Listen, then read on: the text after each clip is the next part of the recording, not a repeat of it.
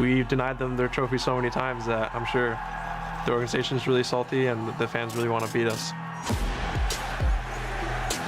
TSM versus Cloud9, one of the longest standing rivalries in competitive League of Legends, period. Last time we played C9 was in the semifinals. It was a really intense series. Reverse sweep or bust for TSM. We thought this was going to be easy win, like we'd go home early, celebrate, but obviously a team like TSM, they're never going to give up.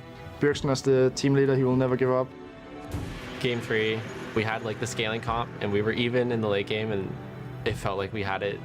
Cloud9 at match point with the Baron buff. It's up now to TSM to make a play. Bjergsen basically 1v9 carried the whole game. Bjergsen's Akali was too strong for us. He's keeping in very far behind. And here comes your janitor, baby! It's Bjergsen on cleanup duty. TSM will find their fight! He shouldn't be able to do that ever, and he somehow found an angle. So for me, it's like, yeah, we like threw that game. I think in every great play, someone makes some kind of mistake, and it's about recognizing that and capitalizing on their mistake. They made the reverse sweep happen! And We lost 2 more games right after that, and then we didn't go to finals. So that was really sad. I don't think I felt that bad after I lost in a very long time, so obviously we want revenge what TSM did to us last split. And you see like, oh, we're up against TSM, and then all of a sudden like everyone really wants to win, and it doesn't matter like what time of the split it is or how close to playoffs. It's just everyone's going to be trying their hardest to just smash their lane opponent and carry the game.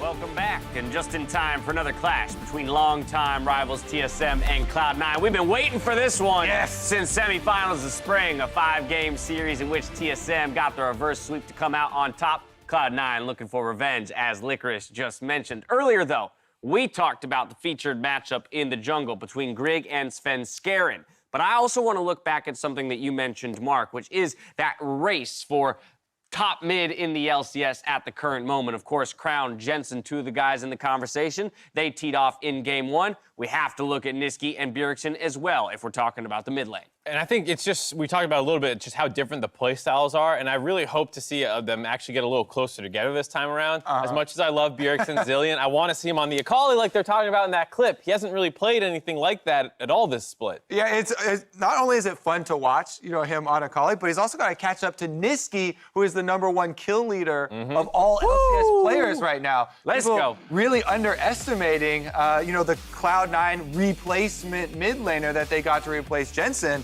But he's been performing really well for this team. He really does enable whatever strategy they're going off of. He can play a wide variety of champions. Yeah, 26 kills to this point in the split for Nisqy, the mid laner there. Piloted the Yasuo yesterday next to Blabber's Gragas. Meanwhile, Bjergsen pulled out that TF. And they were both the stars in those team comps that they're enabling, where Bjergsen's level 18 to like the opponent support at level 11, the highest in the game, but he's not directly like comboing and slamming in team fights the way we saw Nisqy kind of call his own number and sometimes pick off Crown in the side lanes. It's such different play styles, and so we might see the more supportive or split push focus out of Bjergsen. That's especially true when they have Grig in the lineup, it feels like. Grig does a really good job of working around Bjergsen or working with him. I love also just hearing the mentality that all the C9 players have when going against TSM and their thoughts around Bjergsen as a player. They're just like, he should not be able to do that. We won. I We won that love game. that. I absolutely love that. And while we focus in on the jungle and the mid, you really could look at any matchup across the rift here with these two teams and highlight something special about it. I do want to quickly focus in on the bot lane just briefly because Sven Smoothie picked it up almost very recently here with the Caitlyn and the Lux pick in the bot lane. Sneaky and Zazel, a long-standing bot lane for Cloud9 at this point, have really had their hand in just about everything from the Sonateric to the more standard duos in that bot lane. Right, Ezreal Braum most recently played for them, and it's a lot about stacking the bot lane to enable Licorice, Nisqy, and Sven to absolutely dominate top sides of the map. So they gave up Sivir Yuumi, they played that Ezreal Braum into it, fell 30 CS behind. It's like, well, we're not getting any jungle help, we're not getting any draft help, so that's bound to happen. And TSM on the flip side is starting to draft more lane dominant stuff with that Caitlyn Lux. So this could, as much as we're building up these other lanes, be the X factor in this game where like either Sneaky does well and outperforms the matchup and they actually go ahead, or they fall behind to a very lane-dominant TSM bot lane. And I think this lane is so heavily dependent on the pick and ban phase for them because there's so many really high priority bottom lane picks right now. You mentioned all of them. The Yuumi, already successfully used by TSM in one of Sven's best games on that Lucian. Plus, then they had the Lux game. Plus, then we've also seen you have to break up the Sona Taric lane still. So, like, there's just so much attention for bottom lane bans right now. Whichever one gets let through, you have to have a game plan to play around. And through all of this, we've ignored the top lane, which still touts Licorice against Broken Blade. Again, Licorice has been a star for this Cloud9 squad since he joined as a rookie. And then on the flip side, you look at Broken Blade, who through the playoffs of spring really came into his own, started making a case as one of the other best top laners in the league. Has had a bit of a slow start here in the summer split, and his task definitely isn't easy going up against Licorice, but if he does start to have a pop-off game, that could really change the tides of things. I think that's what everyone's hoping for, because he had a great series versus Licorice in the semifinals and had another great series against Impact in the finals. People were like, okay, he's cementing himself as potentially the number 1, number 2 guy in the league, and then has been relatively quiet so far, which is a little disappointing. Not bad, but just not like, I'm on a Akali and I just won us the game like we were seeing at the end of the last split. Yeah, I mean, and it isn't just his fault, right? We're not all pointing fingers just at him, but the team itself hasn't played as much around the top lane. Something we've just repeated over and over in spring. We're like, well, TSM, they're drafting for split push and they're camping for Broken Blade again, right? That was like their go-to strategy that we came to associate so heavily with spring split TSM. And I have to imagine that a bit of that can be attributed to the jungle switch-ups, right? Because in spring, it was always, of course, Acadian and Broken Blade building up that synergy towards the top lane and working on their 2v2 potential, which was not there in the first half of spring split and kind of developed over the course of it. This time around with Grig in the lineup, yes, the wins are coming through, but they're coming differently than they were in spring. So that's a rather large adjustment for the entire team here in summer. Right, and I think this is the big test for Grig. He's had 3 good games so far, but against mostly non-playoff opponents looking at Spring Split's record. And so this is his first big test, and it's the first time he's playing, like we said, the 2 games in a row. So this feels like the beginning of the team rallying behind Grig as the primary starter. But if he has a horrible game versus Sven, who's the best jungler in the league, all of a sudden that could start falling apart again. Yeah, I mean, when we look at this matchup, of course, we already had one 1 versus 4 matchup in that TL versus Optic, where TL came out on top. Remind me again your guys' predictions here for C9 versus TSM. I picked C9. You picked C9? Yeah, they look so good. I have a hard time betting against them right now. When even Blabber subbed in yesterday. I was going to say, they look good without their best player in right now. Yeah, so that's why it's scary. Sven swaps back in, and they're going to have these really aggressive topside focused things where it feels like that's where TSM used to be strong, but are struggling a little bit right now. You align with that prediction, I believe? So I also did pick Cloud9, but I don't want that to make it sound like this is an overwhelmingly one-sided match here, you know, because I do think TSM have looked a lot better in their last 2 matches. And we did kind of hit on the bottom lane, but that specifically does change a lot for how this particular matchup is going to go. But yes, I do also agree. I do give the edge to Cloud9. They're performing better right now. Champion Select is going to be so interesting here because, as you mentioned, it is going to largely inform the direction that both of these teams want to go strategically. You know, all of them have, or both teams have shown that they can win through pretty much any member on the roster. And so will Bjergsen be handed that playmaking pick of the TF or the pressure pick, or will he get that utility focus, more supporty champion and let someone else be the star? As we wax and wane on the possibilities, though, Champion Select is going to hit your screens. TSM versus Cloud9, our 3rd match of the day. Let's toss it back out to the battle arena for the call. Ladies and gentlemen, welcome to Champion Select here as we're jumping into game number 3 of the day. I'm Clayton Captain Flowers Reigns, joined by Isaac, Azael, Cummings, Bentley. 2 out of 3 of the voices that were here for the last time. C9 and TSM went up against each other. We're giving Kobe a little break this time, but we got you covered. He's slacking.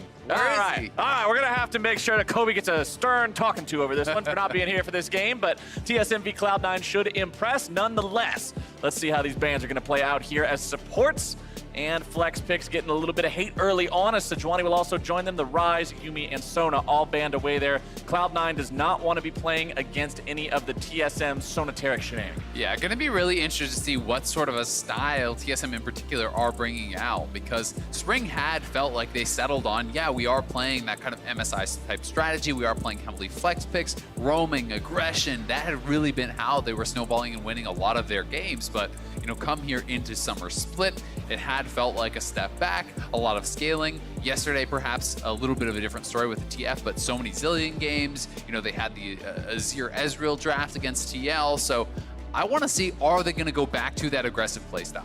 And one thing I'm immediately noticing is 2 out of 3 of these first phase bans from Cloud9 are targeted towards that jungle with Sejuani and Olaf, really trying to put some pressure onto Grig, who, as we've said plenty of times so far throughout this split, is sharing time with Acadian right now as TSM figures out which guy they want to have be that starter.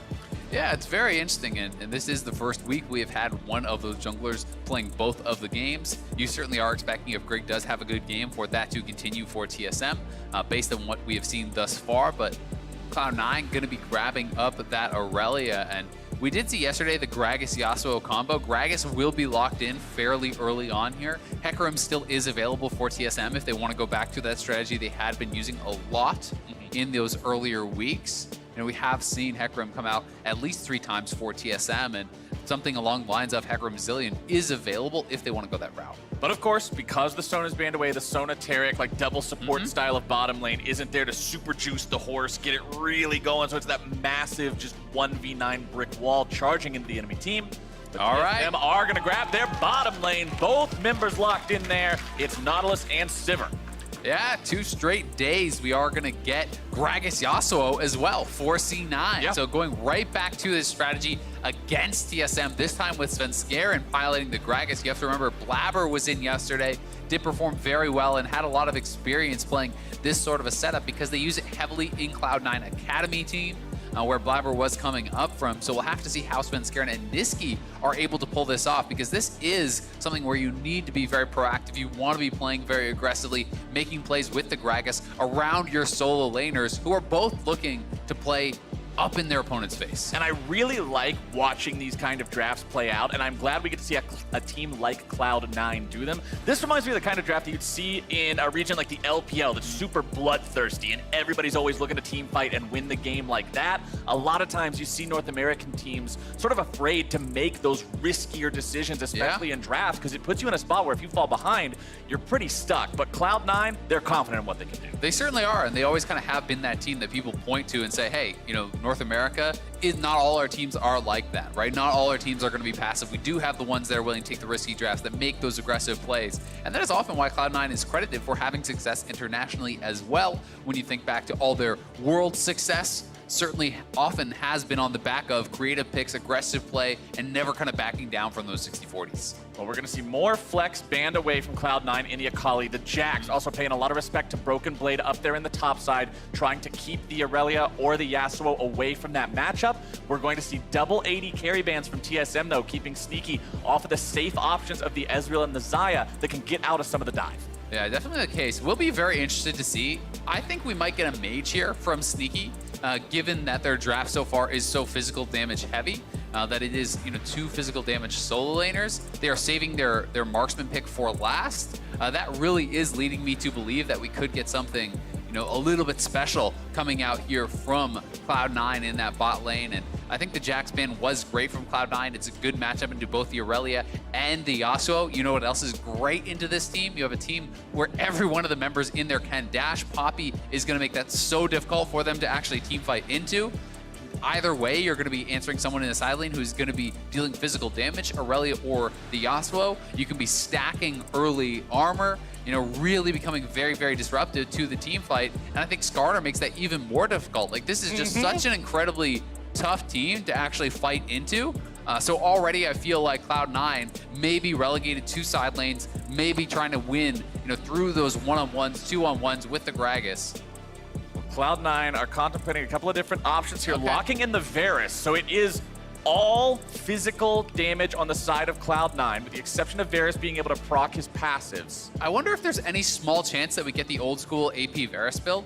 Now, this is something that we haven't been seeing for quite a while. But I do think if you are going to draft this sort of team into what TSM has, and you go standard, AD, maybe they're saying, hey, we can't team fight anyway, so who cares? Just draft a strong 3-man squad, a strong kind of 2v2 to wave clear and then play through side lanes. That may be the answer.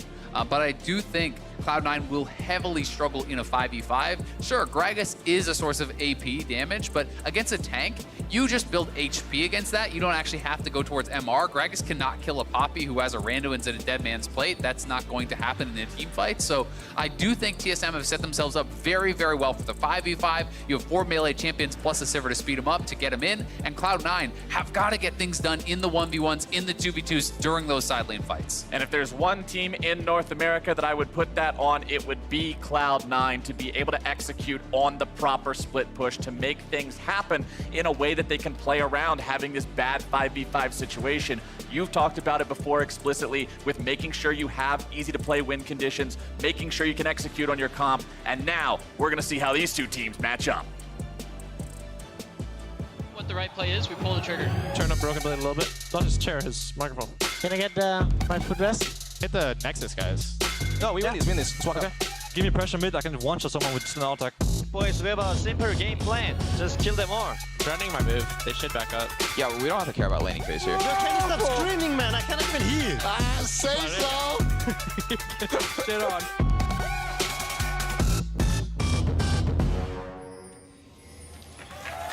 Ladies and gentlemen, we are on to Summoner's Rift for TSM versus Cloud9. TSM rocking a pretty scary team fight composition. Cloud9 looking to find some 1v1s there in the side lane. Crowd already getting involved, and they always are when it's C9 TSM. A bitter rivalry here between these two teams. So much history. And as we heard from the players before this match kicked off, the last time they played was last split in a best-of-5 that went the distance. Ultimately, a reverse sweep from TSM. Cloud9 have got to just be itching for that revenge. Yeah, they really do want to prove that they can take down TSM here today. And posture well, to try to go towards Worlds, right? That is the penultimate goal. That is that goal for all these teams in summer. And Cloud9, TSM both pegged as top contenders, as people that were expected to be going towards Worlds, and they really want to be showing that they can compete with the best and challenge for a championship. And looking at Keystones, kind of getting ourselves ready with the amount of information that we have at level 1, you can see the lethal tempo on the Varus at least tells us that it's not going to be the super poke-heavy type of Varus, which honestly would be a pretty terrible build in this game, considering your opponents will be stacking so much armor. Lethality's not going to cover too much ground there. Everything else is pretty par for the course. Conqueror on both mid laners means those extended fights are going to get scrappy. Yeah, you can see it's Conqueror Yasuo. Yesterday we saw Fleet. This is certainly to do with the fact that there is going to be a lot of armor being stacked. It's less about a pokey lane. When he was going up against the Rise yesterday, you had to deal with more harassment in that way. And Licorice and Broken Blade brawling, but Poppy can brawl very, very well with the Aurelia in those early levels, especially. Can be difficult for the Aurelia to be winning those trades back. You have the Buckler to proc the ranged Grasp hit here with Poppy. You can harass with that, and in the bot side. Nice hook onto Zazel there is going to buy TSM about half of Cloud9's support's health bar. Good early trade, taking advantage of the level 2. Yeah, Cloud9 just too slow to actually back off with that level 2 coming in. They were backing off, but just a split second too late, and does cost Smoothie a potion and a fair bit of his health there. Rather, Zazel. Bottom side, Zazel and Sneaky are going to be trying to just keep things farmed up down here, make sure Sneaky's relevant as the game goes on. Although Cloud9 has been looking good so far in the first couple weeks of play in this split, it hasn't really been the Sneaky and Zazel show. No. It's been much more about the top half of the map. Sneaky and Zazel just lose and then still do a good job later on in the game, but they're not the ones doing the heavy lifting, putting Cloud9 in the spot where they can win the game. So them falling behind a little bit early, taking a couple bad trades, being underneath the turret, not too big of a worrying sign. Yeah, not the end of the world, and a lot of that, to be fair to them, has been somewhat matchup dependent, right? Yeah. Playing, Ezreal Braum yesterday into Sivir Yuumi, that is going to be a bit of a nightmare matchup. They were losing pretty heavily as a result. Lissona Taric, you are expected to go behind, but the questions have been, are they going further behind than they should be? Are they losing by too much in some of these lanes? And that is where I think a lot of people kind of have been pointing. There are some worries perhaps about Cloud9's bottom lane, but Varus Braum, strong 2v2. They should be set up pretty well here. And Niski, I think think Svenskaren's behind him. Yep. Svenskaren coming in over the wall. Going to be a full-on 2v2. Nice wind wall to block away the Skarner stun onto Niski, who's going in even further onto Bjergsen. First blood over to Cloud9, and they turn the play around. Yeah, and that, honestly, I'm kind of surprised TSM even went for it. That, to me, seemed like such an obvious bait. Yeah. When you see the Skarner and you're running back towards him, you need to know that the jungler has got to be there. And they lost that 2v2 even though the body slam missed from Svenskaren, so that was not really close at all. TSM, I mean, look at this. When Niski turns back around, that's basically screaming, my jungler is here. Svenskaren not able to connect with the body slam, but Windwall actually blocking the Skarner E there. They're able to go forward with the Ignite and do get that kill onto Bjergsen. So TSM certainly overstaying their welcome and posturing too aggressively in that 2v2. That's 2 days, 2 first bloods for Niski's Yasuo. If Skarner does not land his E into stun combo early on, he's pretty laughable in terms of what he does with damage. For those who aren't aware, Skarner's Q is one of the lowest base damage abilities in the game early on. It scales off of total AD, and he doesn't have a lot, so Grig couldn't contribute a whole lot to that fight. And now it's going to be a 3 versus 2. Bjergsen having to get himself away. Nice jump over to the Crabs to get himself away, but Grig now has to also hightail it out of here. Body slam coming after that Scorpion. Grig getting himself away, doesn't have to use the flash. Broken Blade makes his way down to ensure that one. Could still be a 3v3, but not something that TSM wants to fight right now. They'll disengage this. Yeah, good job escaping there from TSM. Bjergsen able to dodge the Aurelia stun and then use the chains on the Scuttle to actually get some distance and get out of there.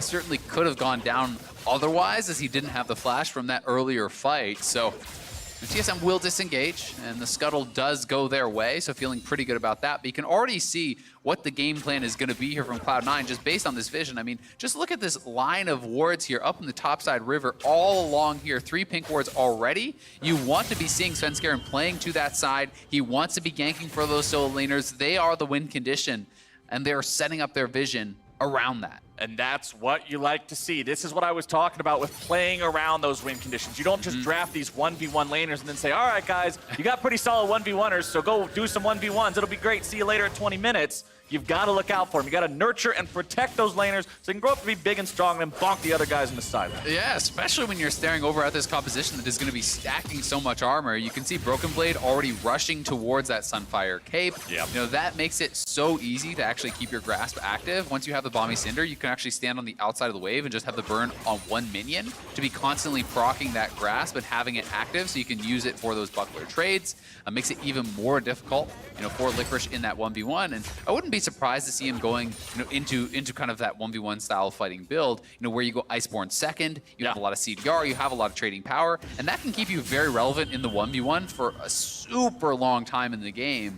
Becomes so tough for these dash-reliant champions to kind of win out on these trades. Broken Blade will lose out on that trade a little bit there, but as you said, Sunfire Iceborne, kind of the 2-item trademark of Poppy against an AD-heavy team, makes the champion a real nightmare. Even coming into the fight, she can provide a surprising amount of damage in the mid-game. Yeah. We start getting into those 5v5s potentially around the Great Pit. As Sven's going to be taken down to about 200 HP here in the bottom lane. Sneaky and Zeyzal getting the better of that trade, but no summoners for either side. Spin. Yeah, he does have to be careful because Ignite is available. Both Sneaky and Sven quite low here. Those ricochets coming through and poking onto Sneaky. And Licorice doing a good job actually hitting these stuns and being able to trade as a result of that. Broken Blade just not quite able to get the stun onto the wall. If you do get that, it's going to be such a powerful trade because not only do you get the bonus damage from that, you are guaranteed to hit both parts of your Q. When you get that detonation, that is where a lot of the damage is from that Poppy.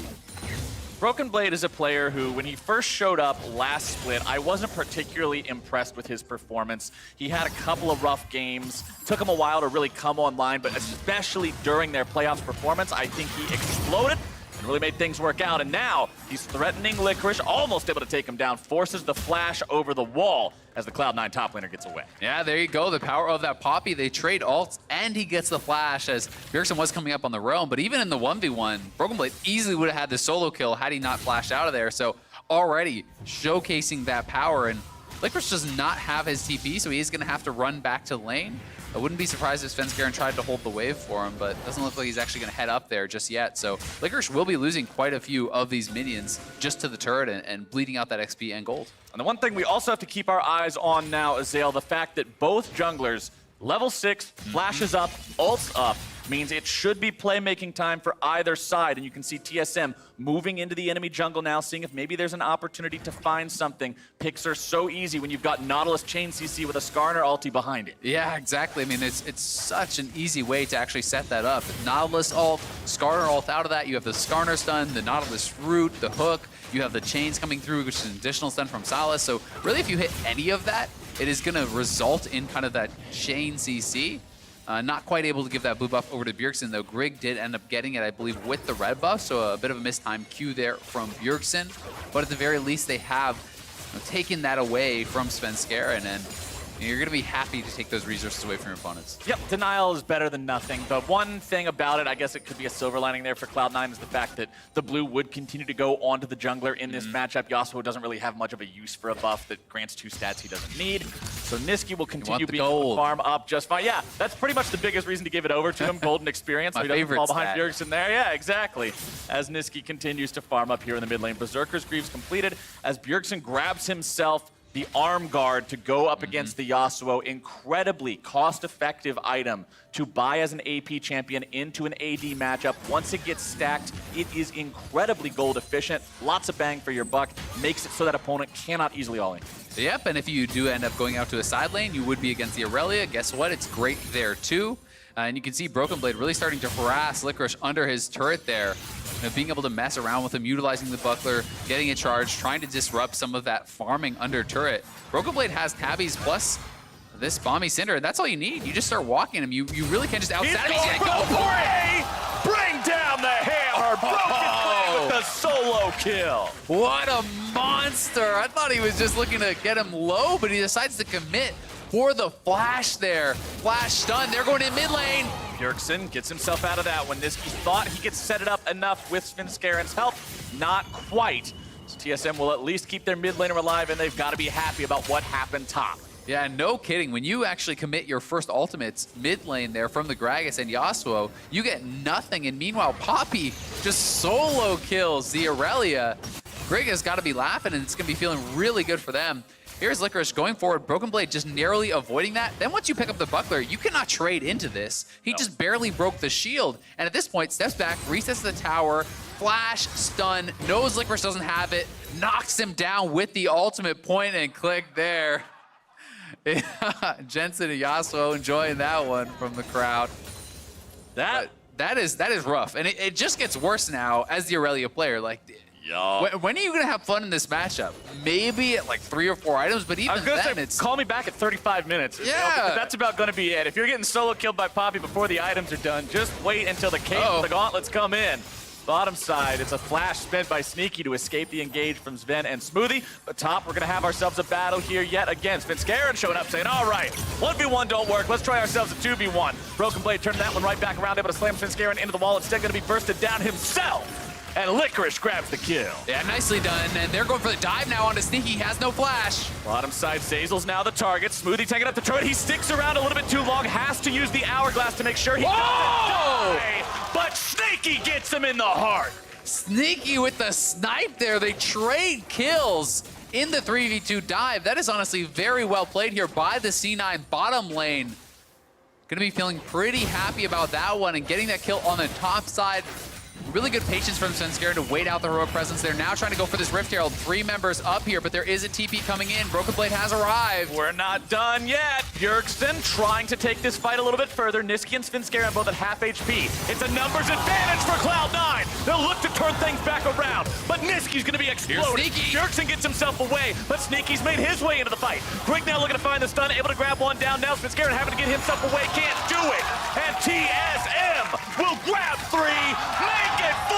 Smoothie's going fishing. He reeled in a big one, and Licorice is taking a watery grave as TSM will get the fight and get the objective. Cloud9 trying to take that Rift Herald, not able to finish it off though before TSM arrives, and then TSM at this point in the game, the completed Sunfire and Tabby's already for Broken Blade. He's going to be so ridiculously strong, and they're able to easily take this 3v3. Here's the dive again once more. Flashes were already traded between Smoothie and Sneaky. Sneaky with a great ultimate to peel and back off, creating a lot of space between himself and then Smoothie having to use a stopwatch to reset the aggro. The turret goes on to Sven, and that was just a perfectly timed piercing arrow there from Sneaky.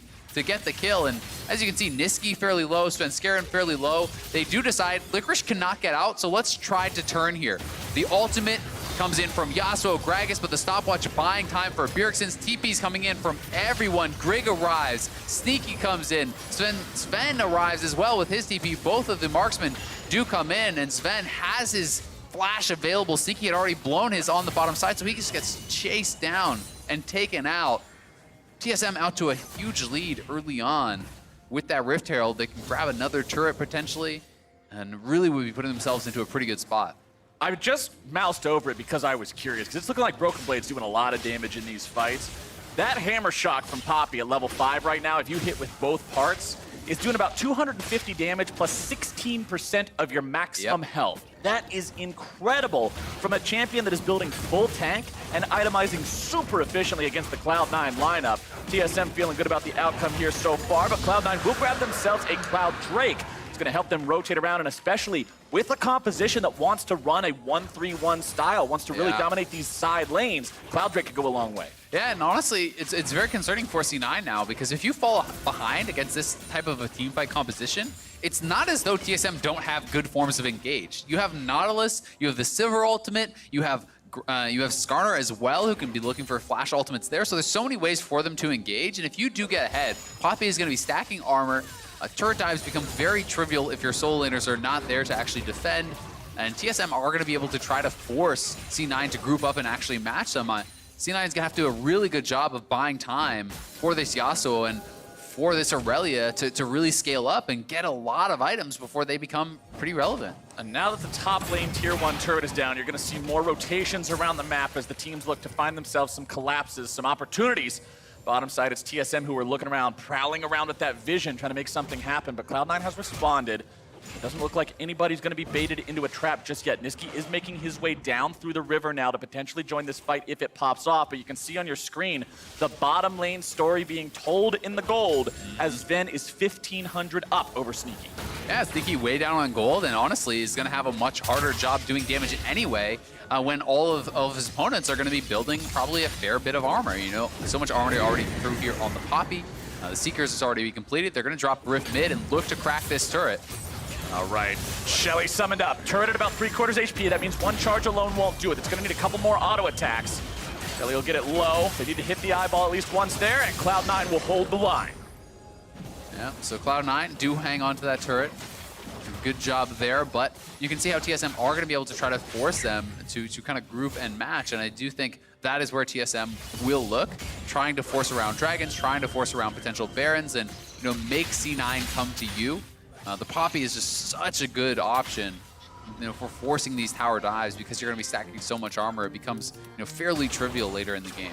And it's not just armor that TSM are able to build. It's armor against auto attacks. A lot of champions can do plenty of physical damage, not necessarily with auto attacks, but with spells. You think of something like a Riven or something you would see in solo queue or maybe up against FlyQuest. But here, you're up against 3 champions in the Yasuo, the Irelia, the Varus, that do their damage through auto attacks. The Ninja Tabby doing so much work for such a small investment on the side of TSM and the champions like the Skarner, like the Poppy. Glacial Shroud in inventory for Broken Blade tells me, yup, it's Sunfire Iceborne. He's looking to continue smacking these guys around. Yeah, and I think it's totally fair to also even go for a Frozen Heart. If you want to just 5v5, Frozen Heart I think is also incredibly effective. Iceborne certainly better for the dueling and more damage potential there, but if you're just looking to be a straight up kind of meatball in that front line, the attack speed reduction is really, really powerful for the same reasons that Tabby is. All right, so it's Scarron and Zazel in the river. TSM could potentially try to collapse here. Grig wants to capture the Spire. Skarner gets a ton of move speed, unlimited mana, and a ton of attack speed if he gets that, but he won't be able to quite secure it just yet. Grig does have the Flash and the Predator available with his ulti. Same can be fed for Scarron. Smoothie barely getting himself away there. Sven not quite finding the initiation he wants. Now having a flash out of the way. Broken Blade coming in. Cloud9's on the retreat. Grig not able to close the distance in time to get off a pull, but he doesn't need to. Tier 1 turret still the target here. TSM, 1 auto attack away from bringing it down. Yeah, that is the whiff on the ultimate there from Svenskeren. They wanted to get that Gragas Yasuo combo out onto Smoothie and take him down. Not able to do so, and they lose their bottom tier 1 in the meantime. Now they're going to lose the mid tier 1. The last of the outers will fall, and TSM growing themselves a pretty healthy gold lead here. I do got to give Smoothie credit for the flash, though. Not a complete whiff from Spin Scare, and the aim was on point, but because Smoothie had the Summoner spell, it was an easy escape for him to prevent that collapse, and now TSM go up to a 3-0 turret lead, a 2,500 gold advantage over their opponents. Let's take another look here. Yeah, so here it is, just straight up whiff on the ultimate, then does actually flash the body slam, so a good flash from there, but no real reason to be missing that cask, or at least not be getting the flash from that. Then Spin Scare flashing in retreat. The Nautilus ultimate does get pulled through Zeyzal, so he has to flash an ult in retreat as well. It is the trade of a couple ultimates, but C9 down in Summoners off of the play, and they were the ones looking to be proactive there. They were the ones looking to make something happen, and it did backfire. Next Drake spawning in 15 seconds. Mountain number 1. TSM are the team that currently have control over the pit in terms of the Scuttle Crab, in terms of the Skarner point, and in terms of the vision. Ben trying to get himself away from Niski, who goes in. Then with a late spell shield there, just because he was trying to predict when the potential knockup would have come in from Niski. Didn't quite get it, but he gets out of the way of the tornado anyway. And now you'll see Cloud9 go up towards the top half of the map. Baron's going to be spawning here in about 15 seconds. But considering there's no option for them to try to sneak it fast this early into the game, TSM's pretty comfortable committing a couple guys towards the trade. And TSM knows Cloud9 have no interest in team fighting them right now. They cannot approach that dragon and look for any sort of 5v5. You'll get destroyed. So, you know, really, TSM doesn't have to commit too much to taking this. They will be able to easily grab this, and that does increase the speed of their Baron take later on. Certainly something that C9 is going to have to be worried about. It's another area on the map that TSM can set up around and try to force C9 to come and answer. You can get to a situation later on where you're threatening to start that Baron and forcing C9 to come around. Then you just turn and look for a pick with Sivir, Skarner, Nautilus. That is such a powerful turn and fight from TSM. TSM's AD carry is now on 2.5 items towards that 3-item power spike that Sivir really just comes online with. Looking across the table, Sneaky's got a Blade of the Ruined King and an extra recurve bow, but that is just not the same power level. Yeah, I mean, he's 2k down because a lot of that turret gold has gone the way of Sven. He has the additional kill also, so you know, he is the beneficiary of a lot of that extra gold injection, and with a PD this early on, that makes it even more difficult for these divers to actually one-combo him. That is really kind of what you're looking for if you did have to get to a team fight for C9. It feels like Yasuo, Gragas, Aurelia must instantly kill that Sivir, but he's sitting on a stopwatch. He has a PD. He might even go GA next. Yeah, honestly, it's totally defensible because you don't need to maximize DPS against a team like C9 is running. You just need to survive the initial burst, and all the CC and kind of damage that's going to be coming out over time for TSM will likely win in that long run. Niski not quite at that 2-item spike that'll give the Yasuo 100% crit chance just yet. Still going to be waiting to see that one. The other item that's jumping out to me from the inventories, if you look at Grig, has the Giant's Belt, meaning he's going to be going for one of those more big-ticket tank items. A lot of times you see Skarner go for the Righteous Glory. Sometimes if he's behind, he'll even go for the super budget option in the Knight's Vow. But this time around, he's saying, no thank you, sir. Just going to be another big meatball. Yeah, I mean, I think Deadman's and Randuin's both great options here. You know, both incredibly effective. Deadman's a little bit more of the kind of aggressive option, the additional move speed for your engage, kind of helping out where you would normally have that Righteous Glory, but also Randuin's just always so good against Yasuo because it is that 100% crit on 2 items. You're going to be reducing an incredible amount of damage, and the reduced attack speed there, quite nice too. So we'll have to see what route he does end up taking, but you know, a lot of big items are coming through for TSM. You know, the Zonia's is now completed. You can see the Iceborne plus Sunfire done for Broken Blade. He is still going to be very happy in that 1v1 against Licorice. Get to see this play out. Speaking of 1v1s against Licorice, Bjergsen finds himself in the losing end of one, but Grig has made his way into the fight now, going to be providing some backup, dragging his opponent around the corner so there's no escape, and that's going to turn it around for TSM. Yeah, Licorice was winning that 1v1 against Bjergsen there, was doing a very good job, but Grig shows up, they get the easy kill, and no one is answering Broken Blade. So Broken Blade, you know, with the Sheen from the Iceborne, is going to be working away at this turret pretty quickly. It does really speed up that turret take for him. Poppy not normally very good at doing this, but not too hard when you have the Iceborne this early on, and now Wave's going to be pushed in bot side, they lose a turret top side, TSM winning across the map. And this is the tails side of the coin we were talking about in Champion Select, the All-AD comp. But let's take another look at how Licorice almost won for 1v1. Yeah, hits the initial stun, ultimate for the double Q reset. This stopwatch buying a lot of time, then able to flash out of the next Aurelia stun, retreating back towards Grig. No chance for Licorice once he shows up, and the rest of the C9 squad were zoned out. by some more TSM members, so they could not get in to actually help him out. But, you know, Licorice is going to need to be able to make these sorts of plays. C9 needs to be winning 1v1s, 2v1s, 2v2s in the side lane, I feel like, to really have much of a hope in this game. And you can see by Niski's build, he's going completely committed to the side lane with Bloodthirster being the second item, not immediately rushing for the 2-item crit, not going after that Infinity Edge for maximum DPS. Instead wants to make sure he's able to sustain and duel in those side lanes. But Cloud9 is still pretty far behind here, it seems, as TSM will now abdicate control over the Baron pit. Yeah, and Bloodthirster, especially alongside Conqueror, you know, is going to make it so you can likely just out-heal most of what Poppy can do. You know, in that sort of a matchup, it's certainly going to become hard for Poppy in an extended 1v1 to be able to get much done. So, as you say, it is more about that side lane play. But likewise, that is why TSM is setting up all this vision around the Baron. You know, 3 pink wards in a line here. They are going to look to try to set up in this area, to try to set up around objectives. We have another dragon coming up, and TSM will just continue stacking up all of these neutral advantages that they can grab. Top side, Broken Blade against Niski. 1v1 breaking out here as Broken Blade just denies him with a steadfast presence. Niski will not be able to continue this engage. Svenskeren can't come in and help, and Broken Blade walks away. Meanwhile, TSM the bottom side, another turret. Exactly. Every time C9 goes for one of these punches, they're not able to teamfight, so they have to just move away from the TSM squad and give up pretty much whatever TSM wants to take. In this case, it is another turret. It's also going to very likely be a dragon, but TSM is trying to clear out C9 vision. They want to be able to be in a position where they can force C9 to face check into them, where they can get these sorts of engages around the Baron, force those team fights. For now, it's going to be about the mid lane control, though, as Sven is shoving this out. He did go for the IE third, going to be sitting on that stopwatch for now, but he is at such a strong point in the game, a full item ahead of Sneaky, and going to be really difficult to get on top of when you have to fight through Skarner, Silas, Nautilus, and Poppy as these divers.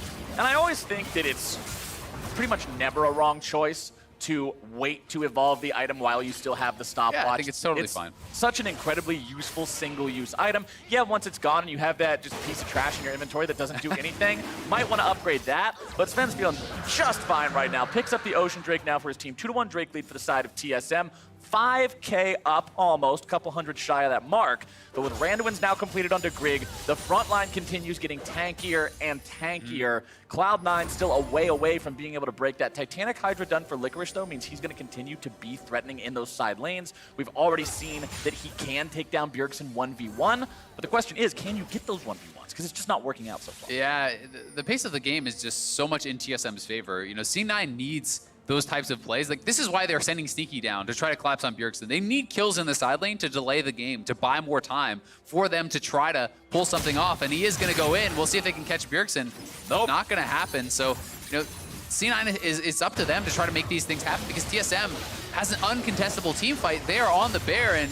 And now, this is what I was talking about earlier, C9 forced to come over here, and TSM can just turn and fight. You don't have to 50-50 this. 2 TPs coming in now as TSM will decide to go after the fight. Broken Blade, he's able to find the knockback on the enemy support. Now the fight's going to be breaking out. Niski into the back line, going to be suppressed, dragged backwards. Broken Blade's going to be killed off first.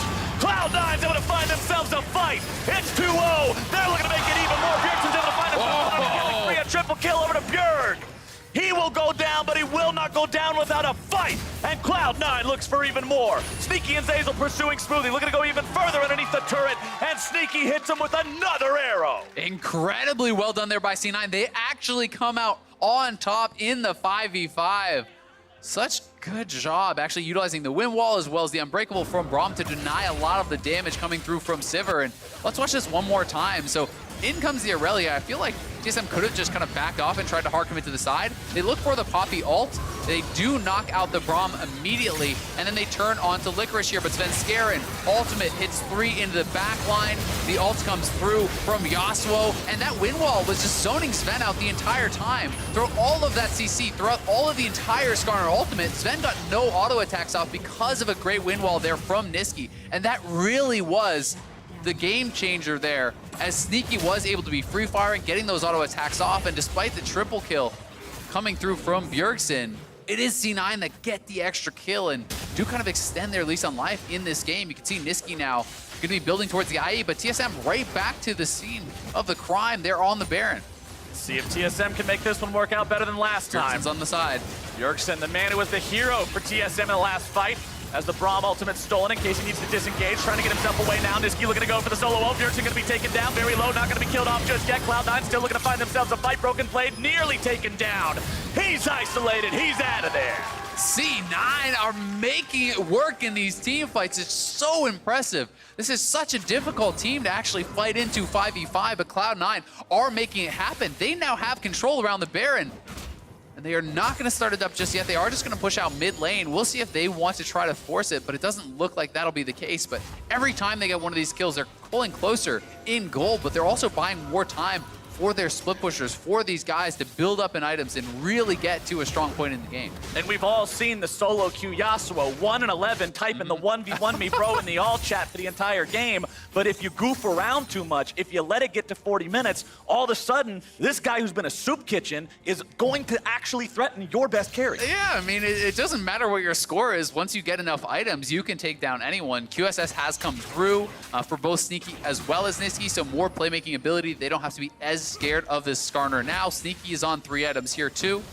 So certainly they are ramping up. IE will be coming in next for Niski, and that is where he is going to be absolutely terrifying. And I make the comparison to the feeding solo queue Yasuo, but it's not like Niski's even behind. No, he's doing very well. He's 1, 2, and 4. He's even on CS. If you look at the farm, he is down about 1,500, but a lot of that is located in turrets and plates and similar global objectives acquired by TSM as a team. Niski's going to be very scary very soon. Once that IE is completed, Yasuo will shred these health bars. And I'm honestly really surprised that we've seen TSM not able to win these team fights whatsoever. Cloud9 has just been playing it so well. They have done a good job buying time, from a deficit, and now they are the ones looking to perhaps set up a pick around the Baron. It is Broken Blade down in that bottom lane. He is pushing this out, so the 4-man squad from TSM has to be a bit on the defensive. And we'll see, is C9 just going to start the Baron, or are they going to answer? And it looks like the option for now is heading towards that Baron. I think they're going to start it up. Right now, they're just baiting TSM in. You got to do something. You either have to base or start the Baron. It's one or the other. And here comes the decision. It is going after the Baron itself. Started up, but not going down exceptionally quickly. TP coming in. TSM looking to fight this one. Remember, it's TSM that have started off the past couple of fights, and it's TSM that have lost them. Chain of Corruption comes out, but it's not going to do a whole lot. That was Bjergsen's stolen ultimate from Sneaky. Yeah, and that was really well done from C9. That's all you need to get is the TP off Broken Blade. As soon as he TPs, you just back off. They may lose their turret as a result, so TSM, getting the inner track on mid lane, that was well done, but, Niski gonna get ulted out there by a stolen Gragas ult. So they do have TP advantage now. They're gonna have the TP on Licorice earlier. Remember, Niski is running Ignite, not Teleport, so it is harder for him to be out in those side lanes, and that is why they're gonna send Licorice. Bjergsen, his Teleport, gonna be up shortly after Licorice's, but Cloud9 will reset, will try to get side lane pushing out, and then try to get vision once again around this Baron. So much of the game is gonna depend on it.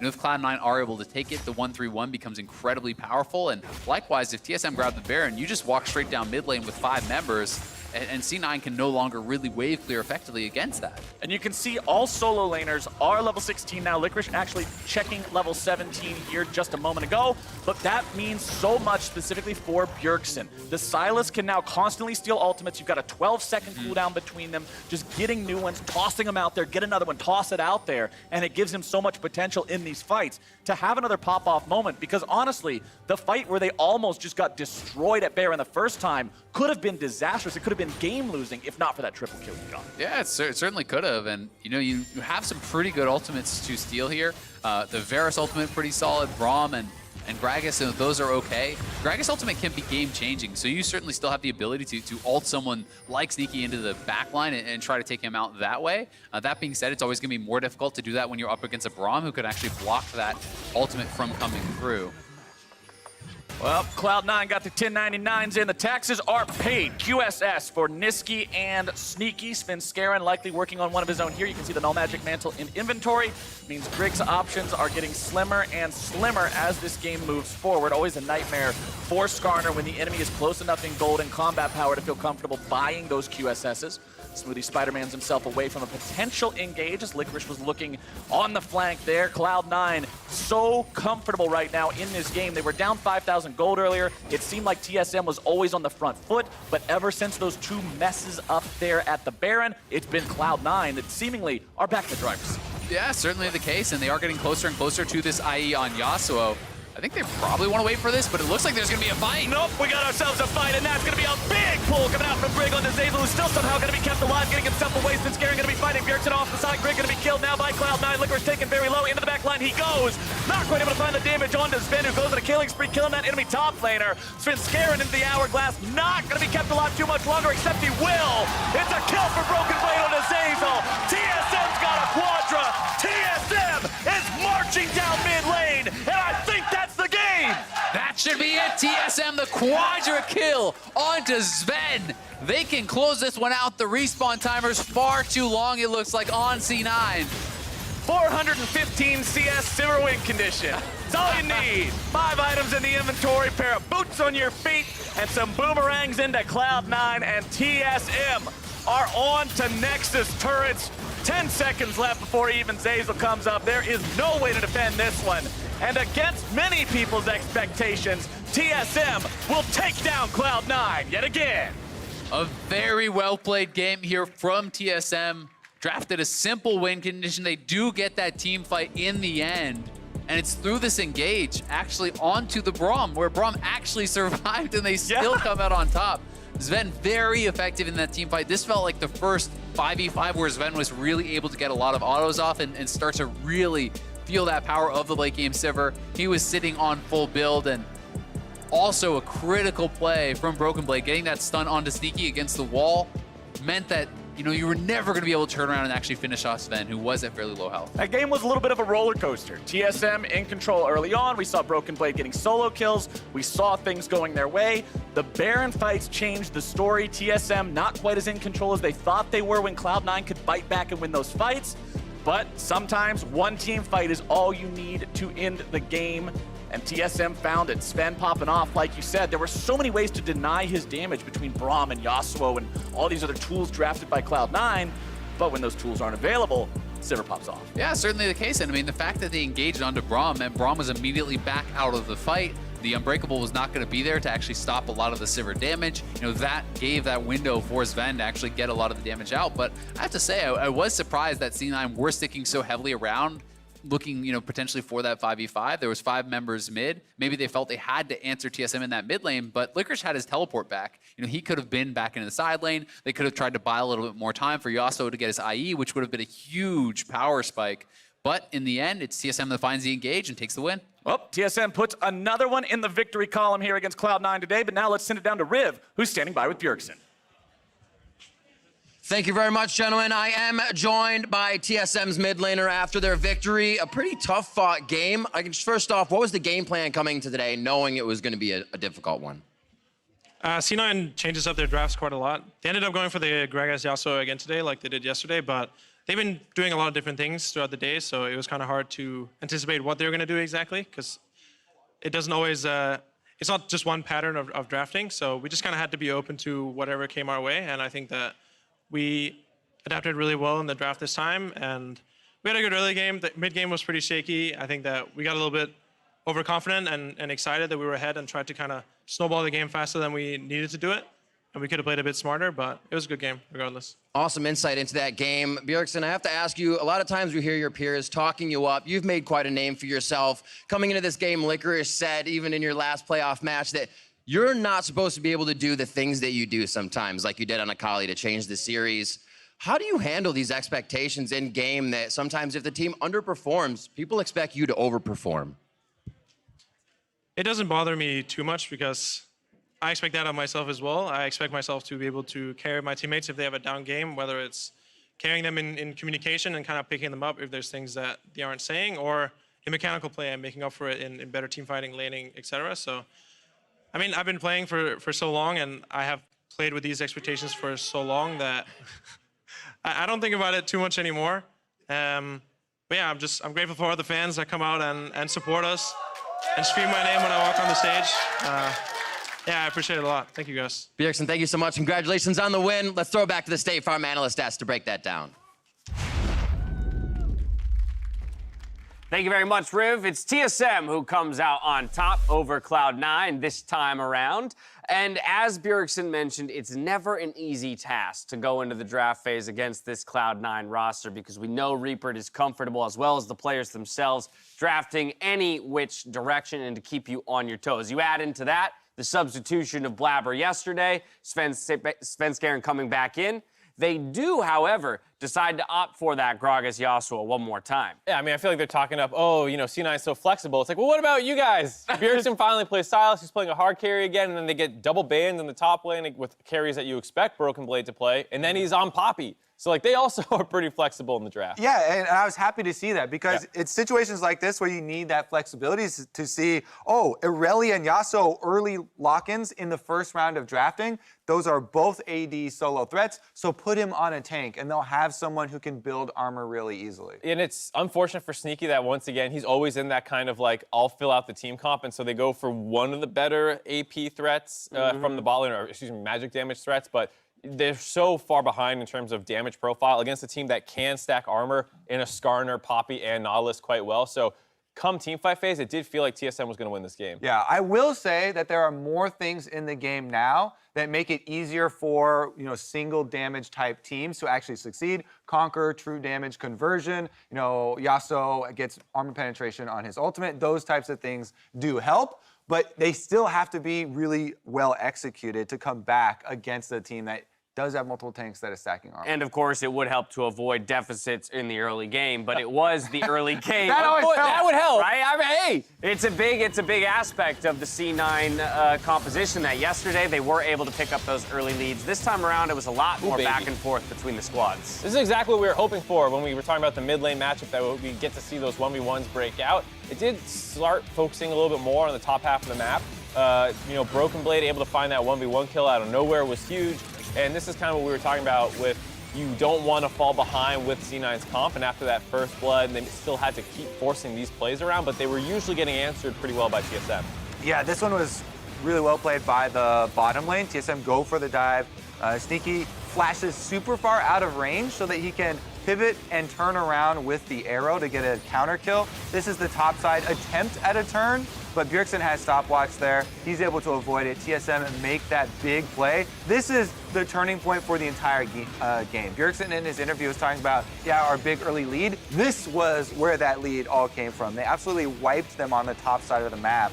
And that determined the next, like, 10 minutes of the game. Right, the majority of the clips before that were one-for-one trades, or, you know, okay, successful gank here on this side, but then it goes back the other way on the other side. That was a clear victory for TSM. It's what kind of put Broken Blade in a position that he could stack armor just enough to be able to survive and be a threat in those side lanes. And that's why we were so excited for this game, was because killing the top lane, killing the bot lane, all these dives happening, and there's such well-balanced teams where they have carry threats and playmakers in almost every single lane and position that, like, you get early games like that, and eventually someone will come out ahead, and it was TSM in that early game. Yeah, and I just have to say, too, it was really interesting how Cloud9 were able to find their targets, because the other way around these armor stacking teams is to get around the people with armor, literally. Get to the back line. Gragas ultimate, this long range, you know, past the Yasuo for the alley-oops was effective multiple times, you know, finding the carries past the tanks. Right. Again, going into the mid-game, we did see an example from two of our top teams in the league of how, regardless of gold lead, both aren't willing to surrender, right? Cloud9 kept that fight going. They were able to make some macro moves to contest TSM at times, but ultimately, as you mentioned, Mark, when you get into the later stages of the game, it will come down to a team fight, and it will come down to one team outperforming the other. Yeah, in this case, TSM. C9 did a great job of hanging in this game despite falling behind early, but they never found that big team fight. Maybe they should have forced that Baron a little earlier off one of their other good plays, but this mid lane skirmish, the problem is eventually Sven will do so much more damage than Sneaky, as he has frontline members to hit, and he does a good job stepping forward here. Low HP, has the shield that's going to proc and continue to walk forward and find these cleanup kills. You know, he did play that Sivir pretty aggressively to walk into the middle of the enemy team like that. And once again, props to Broken Blade. In this one, he hits Sneaky with the Poppy ultimate, meaning there's a huge DPS difference, Drop right? off, yeah. The Varus has to, you know, resack up, come back in and rejoin, and it allows more time for this Sivir team to actually work. Because that was still a scary fight for TSM. Midway through that fight, when you see there's kind of like that moment of pause between the teams before they decide to re-engage. Health bars are actually lower on the side of TSM. It's that intelligent step up from Sven there to output the damage that really turns the tides. From there, they grab victory. So again, we look at a TSM that is ramping up into the summer split after a somewhat disappointing week one. We expected them to come out hot the way they finished the spring split. And Grig is the guy who is at the helm of the jungle here 2 games in a row on this weekend for TSM. This was the game that was most reminiscent of their playoff form in terms of the level of aggression and activity. Even in the game yesterday, that was a very clean win. It was still more about slow macro play with that split pushing ADTF. So I was very excited to see, even though he was on Poppy, Broken Blade was looking for his own plays, which is something that feels like it had been missing. Yeah, it was definitely an exciting game. I know the fans are always happy when it's a TSM Cloud9, and they say every single time that it doesn't disappoint, but they keep on delivering here. Definitely action-packed early. I mean, I loved hearing Riv ask the question to Bjergsen around the idea of being able to achieve things that other players simply don't seem to be able to achieve on the stage, or to find those openings at different moments. You'll remember the Baron play where he gets the triple kill and was a large factor into why that didn't go horribly wrong for TSM.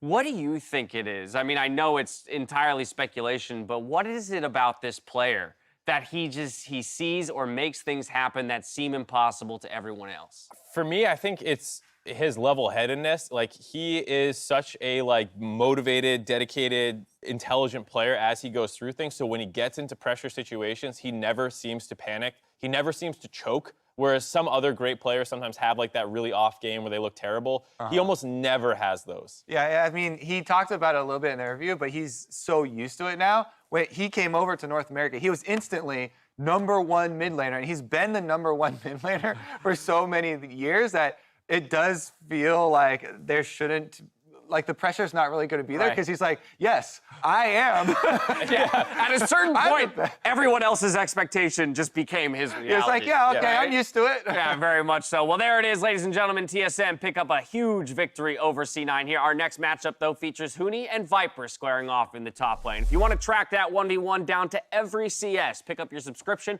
of ProView. Take a look at the upgraded viewing experience and meet us back here after this. Yes, you're right. I am the best. Yes. Actually, no, I have to play the other champion. You know the other champion. Yeah. That other boy. Yeah, that one. You'll let him out, right? A nice win while to block away the Skarner stun onto Nisk. He's going in even further onto Bjergsen first. Blood over to Cloud9. Yeah, look at guys. Look at first. Yeah. I'll be here in 5 seconds. Win these. Nice. Yeah. Cloud9's able to find themselves a fight. It's 2-0. They're looking to make it even more. Bjergsen's able to find himself a triple kill over to Bjerg. I can set him, yeah? Yeah, nice. Look. Come in. Yeah, man. Yes, guys. That's what I like to see, man. Our game, but You've got your own car with your own insurance. Thanks, Steph. No more driving that old hand-me-down. Surprise! No, I'm not gonna get a date in this. We had a lot of great dates in this car. No, ew.